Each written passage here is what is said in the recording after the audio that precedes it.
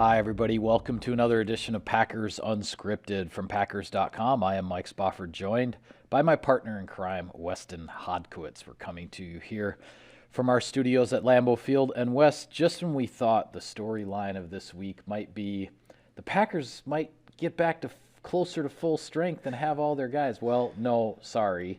Aaron Rodgers, as everyone knows by now, is on the COVID-19 reserve list. Jordan Love will be making his first NFL start on Sunday at Arrowhead Stadium, and it's another week where the Packers just have to adjust and roll with the punches. You know, Matt LaFleur spoke to the media for 15, 16 minutes after all this news happened on Wednesday, and I really appreciated a lot of what he said, but one thing that stood out to me in particular is this is just something you just have to learn to deal with. We've always known about the injury side of things, and in the month of December in the past, there's been the flu bug that has been passed around the locker room. Packers had a big bout of that back in 2019. Yeah. But, you know, the realities of COVID now are that 1 week you may not have your defensive coordinator, you may not have your all-pro receiver, and in this particular case, you're not going to have your three-time MVP quarterback. But the ability to adjust, I think, in my opinion, on top of LaFleur's offensive brilliance, on top of the creativity of this coaching staff, the way the Packers have been able to adapt and build winning game plans despite whatever they're missing has been one of the hallmarks of his 2.5-year run now as the head coach of the Packers. I couldn't agree more. This is not an easy opponent. This is not easy circumstances, but in a lot of ways, Mike, we talk about it all the time with young quarterbacks throughout the National Football League. The Packers have invested 1.5 years now into Jordan Love. This past summer, he took all the reps, almost every single one of them, in meaningful team periods for the Packers. It's been on the back burner now. He's been the scout team quarterback for the last 8 weeks, but this is a first-round caliber talent that now is going to get his first opportunity to lead an NFL offense. Yeah, and I appreciate what you said about Matt LaFleur and his 2.5 seasons here, the challenges that he has dealt with. Even as big a challenge as last week was, without your top 3 receivers and all the news that was happening with those guys, and you're on a short week and you've got a 2,000-mile flight and all of that kind of stuff. This one, I think, is the biggest one that he's faced, and not only because it's Aaron Rodgers and you're having to put in a quarterback who has not started an NFL game in his place, but this news with Rodgers did not come to light until Wednesday morning. And Monday afternoon, Tuesdays, that's the coaching staff's game planning time. The players are off on Tuesdays.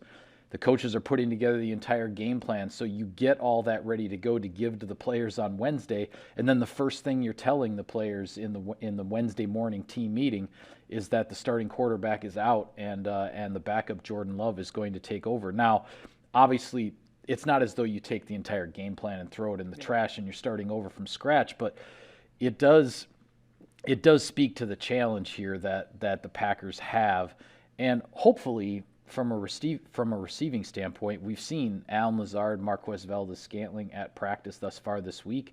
Matt LaFleur has indicated he's hoping that Davante Adams will be back here as the week continues. So you hope that from an offensive perimeter group standpoint that Jordan Love will have everyone at his disposal except for Robert Tonyan, who's now out for the season.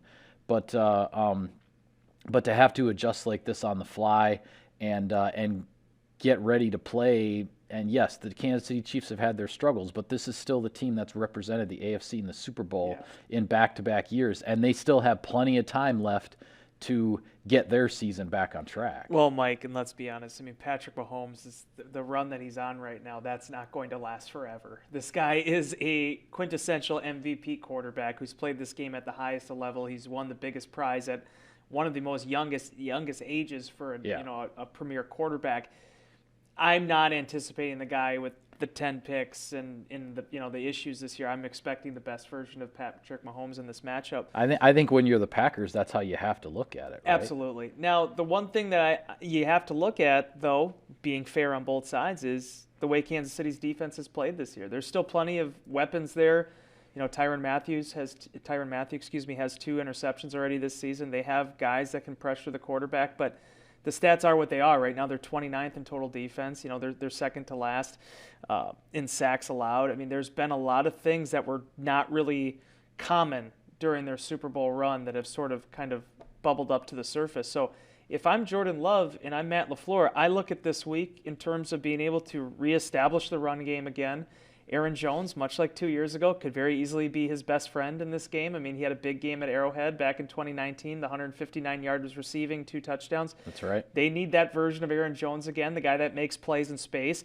A.J. Dillon has been just an absolute wrecking ball in the middle of the field, breaking tackles, getting yards after contact. And also, Mike, I know Matt LaFleur said it this week, you don't really know what the West Coast offense is again, but I think it goes back to a lot of the real fundamental principles of that scheme. Short passing games, winnable down and distance, and moving the ball downfield. They need Jordan Love to be able to manage this thing and then go from there once the plays emerge. It's about that whole group of 11 coming together and not just the number 10 quarterback that's taking the ball from Lucas Patrick. Yeah, I mean, I had said shortly before we sat here at these tables and turned the cameras on, we were filming our weekly 3 Things segment with Larry. And I said in that segment, and I'll say it here again, it feels like the formula for victory for the Packers here is really not any different than it was a week ago when you were missing your top 3 receivers and on a short week and everything. How did they go into Arizona with those limitations and beat the previously undefeated Cardinals? They ran the heck out of the ball, and which not only was about yardage and moving the chains, but controlling the tempo of the entire game. It was about limiting the possessions that Kyler Murray was going to have on the other side. And then when Kyler Murray did have the ball, the Packers got some turnovers. They got a turnover on special teams. They got the 1 turnover on defense early in the second half, and then obviously the turnover at the end that sealed the victory. You're replacing Aaron Rodgers with Jordan Love. You're hoping to get those receivers back, but it feels like the formula for victory is still the same. You got to get Aaron Jones and A.J. Dillon have to be the guys that control this football game for Green Bay. And on the defensive side, the Kansas City Chiefs, the stats are what they are. They lead the league in giveaways offensively this year. The Packers have to be able to take the ball away, steal some possessions from Patrick Mahomes, and use that ground game to control tempo. Yeah, and I know we'll probably talk about the defense here in a second, but it is worth pointing out a lot of two-shell looks this year for Patrick Mahomes and this Kansas City offense. In some ways, there's a lot of similarities between the way teams are wanting to defend him and what the Packers have seen over the years now with the two-shell against Aaron Rodgers. Yeah, just go back to 2012 when Rodgers was coming off of his first MVP season. The Packers were 15-1 and all that, and then suddenly everybody just played 2 safeties deep, and they're like, we're not going to let you just smoke us with all these big plays. We're going to make you grind out drives. We're going to make you pound the ball with the run. And it took a while for the Packers to adjust to that. And here the Kansas City Chiefs are dealing with that, and they're 4-4 halfway through the year. And that's the point I was going to draw to, is the fact that the Packers have overcome that this season to be 7-1. You've seen a ton of production, whether it be running or catching the ball between A.J. Dillon and Aaron Jones. Kansas City's had a real difficult time establishing that so far. You know, Clyde Edwards-Helaire with the MCL, he's out right now. I don't think at this time that he's going to be back. We never get injury reports based on guys that are on injured reserve, so like that's kind of out of the question. Yeah, when they're on injured reserve and not on the active roster, their practice status and how much they're working out and stuff is not officially reported. Yeah, so Darrell Williams is the one that was kind of the bell cow for them. Then obviously last week you saw Gore end up being the next guy. Kansas City hasn't really been willing to commit to the run, and to be honest, that's sort of been something that's happened over the years with them. I know Edwards-Helaire was his debut game. A lot of people got excited about it, but ultimately they kind of shifted back to Tyreek Hill, to Travis Kelce, being able to get the downfield passing game going. More teams are threatening Kansas City to run this season. I'm interested from Green Bay's perspective how they go about defending that. Yeah, absolutely. And I think what part of what Kansas City is dealing with too, whether it's been injuries or other personnel turnover and whatnot, everybody is sort of focusing their defensive game plans on Tyreek Hill and Travis Kelce, and the Chiefs haven't really found that next guy to step up and carry the mantle, so to speak. Now, I think McCole Hardman, who's I sort of liken him to an unaccomplished or less accomplished Tyreek Hill in terms of his size and his speed and what his potential is, but he hasn't become that player yet. He's a very dangerous guy with the ball in his hands, and the Packers are certainly going to be aware of him. But he's one to watch here as the Chiefs try to figure this out with so much attention on Kelsey and Hill as they try to run their offense. If you'd have told me a year ago, kind of like the Edwards-Helaire thing, I would have thought Hardman would have been a bigger household name at this point. He's a shifty guy, he's explosive, and I can't sit here and tell you I watch a lot of Kansas City football. I don't really know exactly everything that's played into that, but he's really been still more of a complimentary guy than a featured guy, and everything that plays into that. But from Green Bay's perspective, the other idea of this too is that they've faced all these guys that are mobile quarterbacks, and it seems like they've been building towards the Patrick Mahomes game in terms of guys that have the athleticism but maybe don't have the arm, or have the athleticism and don't have the pedigree, have the athleticism but maybe they rely too much on it. They got Kyler Murray 2 weeks ago. Now you get Patrick Mahomes, guys who can extend plays, guys that can make plays outside of the pocket. That's going to be a big challenge too.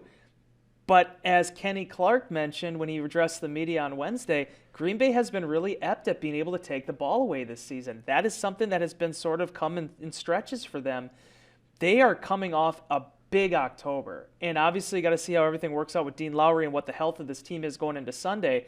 But this seems to me like a really solid opportunity once again for Green Bay to be able to come out, turn over the football, and get it back to Jordan Love in the offense. Yeah, and when you talk about what's been going on defensively for the Packers through the month of October, De'Vondre Campbell, the inside linebacker, we've talked about him a lot on this show. Obviously, he's been a revelation for the Packers defense, and he was just named the NFC's Defensive Player of the Month for the month of October. And there's only four of those guys. What's that? There's only four of those guys the entire season. I mean, yeah, you look at something else. You look at what he has done. It's not just the tackles where you expect an inside linebacker to be amongst your league leaders or your team leaders and whatnot in tackles, but throughout the course of the year, he's had multiple sacks, he's had multiple interceptions, other turnover plays regarding fumbles, tackles for loss, and just being that leader in the middle of Green Bay's defense, taking over the communication responsibilities and whatnot for a guy, as we've talked about, who did not show up until basically there was 1 week left in the offseason program. So he had to learn as much of the defense as he could on his own time during that break between the off-season program and the start of training camp, and then take over that leadership and all of the communication and everything throughout the course of training camp and then in the early weeks of the regular season. He's been a phenomenal player for this Green Bay defense, and they're going to continue. They're going to continue to lean on him because he's an impact player right in the middle of everything going on. And an incredibly intelligent human being, not just about what he does on the football field. Like I wrote about 2 weeks ago, there was a plan, there was a method to this madness with how he approached this offseason. A lot of people look at him signing on June 9th as, well, why didn't anybody sign this guy? No. This was a case in which the COVID restrictions with the cap, the salary cap room is deflated across the league. Inside linebackers like him, a guy that was coming off a 1-year, $8 million contract, that money wasn't there this time. Yeah. So he looked for what was going to be the best opportunity for him, with the understanding that, okay, you play, you make some money this year, but you get back on the market at 28, 29 next year and have a chance to really get that big deal. He signed with Green Bay. Yes, he had the relationship with Matt LaFleur, but also there was that opportunity for him to actually be the featured guy. And if he earned it, I mean, he wasn't going to walk in and just be the Mike right away. He had to actually, claim that position. But since he has, Mike, for a guy like me that's covered the team for 10 years, I didn't get the Desmond Bishop era. I got the end of the A.J. Hawk era, and A.J. had a phenomenal career here. But I haven't seen a sideline-to-sideline inside backer like Campbell. Yeah. This guy is good against the run. He fills gaps well. He diagnoses well. He knows his assignments, fundamentally sound. But the athleticism factor with him is what really jumps off the page. And Mike, with 17 games, this guy is on pace for 175 tackles this year. I mean, that's the type of season De'Vondre Campbell's having. Yeah. So to see him get rewarded, a really silent kind of, hunter out there on the field, it was a cool thing for him, and the Packers are going to need him in the second half of the season. Yeah, and I don't know for sure the last time a Green Bay Packers defensive player earned a Defensive Player of the Month award. Again, this is different. I heard from 2010. That's what I heard Clay as Matthews. well. Clay Matthews in 2010. And this is obviously very different from Defensive Player of the Week and whatnot. And I know in 2009, Charles Woodson, somewhere along the way, if not multiple months, when he was on his way to Defensive Player of the Year, that he got Defensive Player of the Month. But yes, it might have been Clay Matthews in 2010 since a Green Bay defensive player got an award like this. Campbell's he's on a trajectory to make a Pro Bowl here, to get all Pro votes. No question about it. This is more than just a dude that walked in the door in June, signed a 1-year deal, and then played out the season. De'Vondre Campbell's really doing himself a lot of favors this season. Yeah, well, we'll get to a little bit of sponsor business here, Wes. Sirius XM NFL Radio delivers hard-hitting analysis and up-to-the-minute NFL news that true football fanatics need 24/7, 365. And at Cousins Subs, we have something for everyone, like our Wisconsin cheese curds, mac and cheese, golden fries, and creamy shakes, all paired with your favorite sub or sub in a bowl. Cousins Subs, we believe in better. All right, let's crystallize it down. We've talked about it a little bit already, Wes, but the keys to victory here for Green Bay on Sunday going to Arrowhead, which it's right up there with Seattle in terms of the noise factor at an outdoor stadium in this league. Kansas City and Seattle, in my mind, is certainly as far as having been to pretty much everywhere in the league. This is a tough place to play. Yeah, and they have less speakers.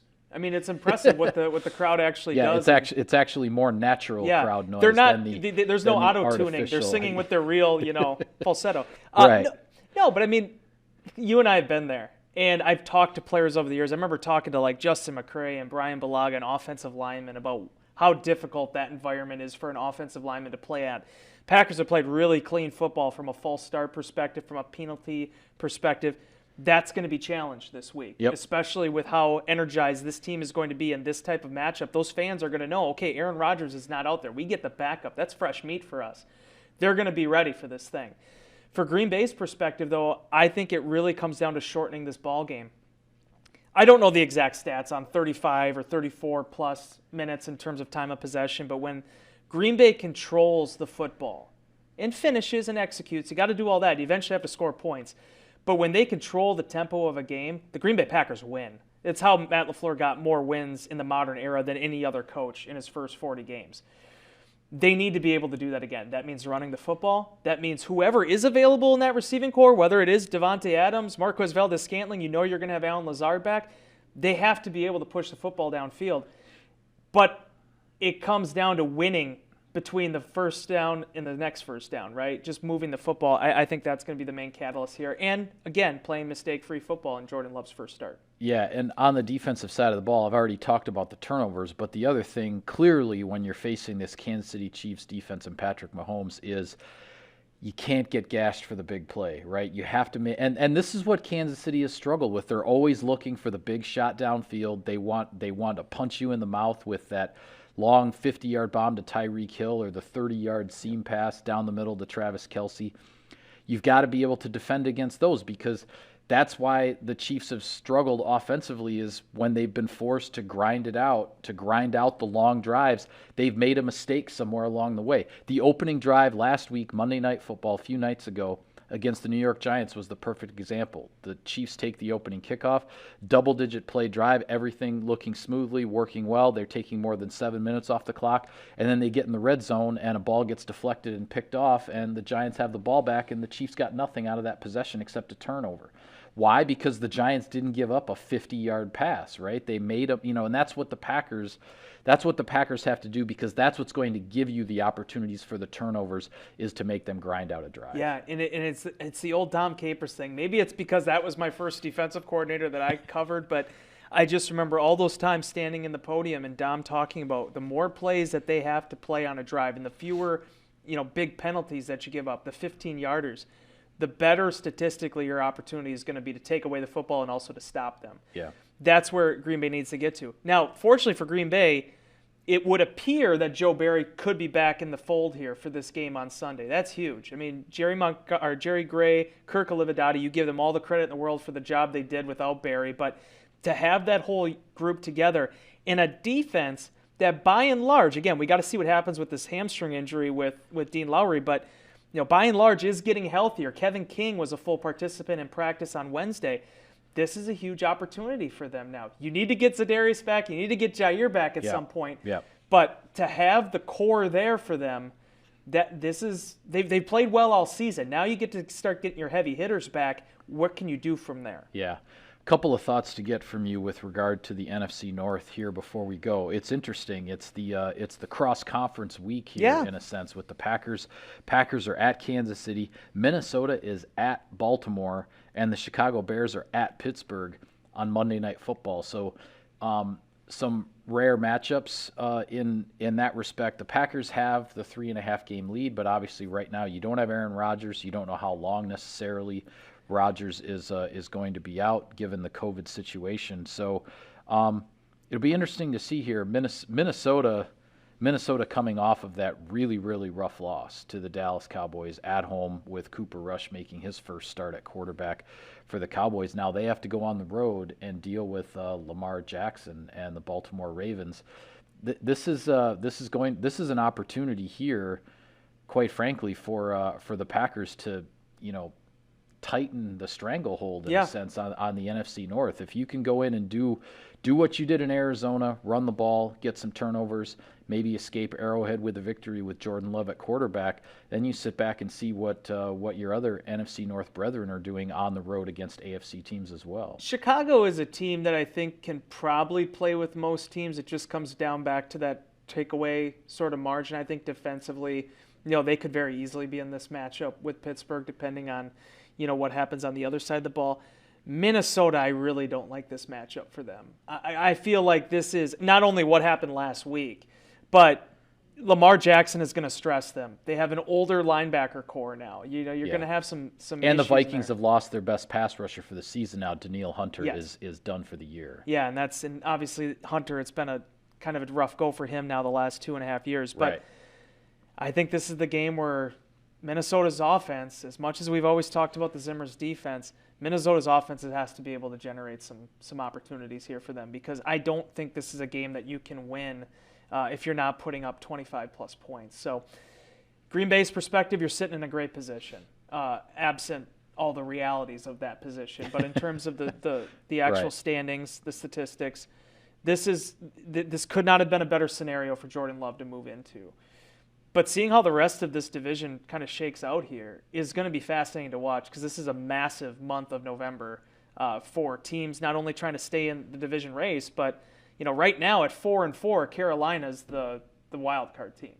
So any win here for Minnesota and Chicago keeps them in that race as well. Yeah, that extra wild card team having that 7th playoff spot in the NFC. That's as we knew, we saw it last year, but also this year there are going to be a whole bunch of teams in the NFC down the stretch that may not have a shot at the division championship because of all of these one-loss teams that we're seeing right now in the NFC, but they're still going to be in the playoff hunt and playing for their season. Trying to get that coveted 8th victory to make the playoffs. I can't wait for that in years to come. All right, well, with that, we'll call it a wrap on this edition of Packers Unscripted. Be sure to follow all of our coverage of the team. We'll have everything for you from Sunday's big game in Kansas City on Packers.com. For Wes, I'm Mike. Thank you for tuning in, everybody.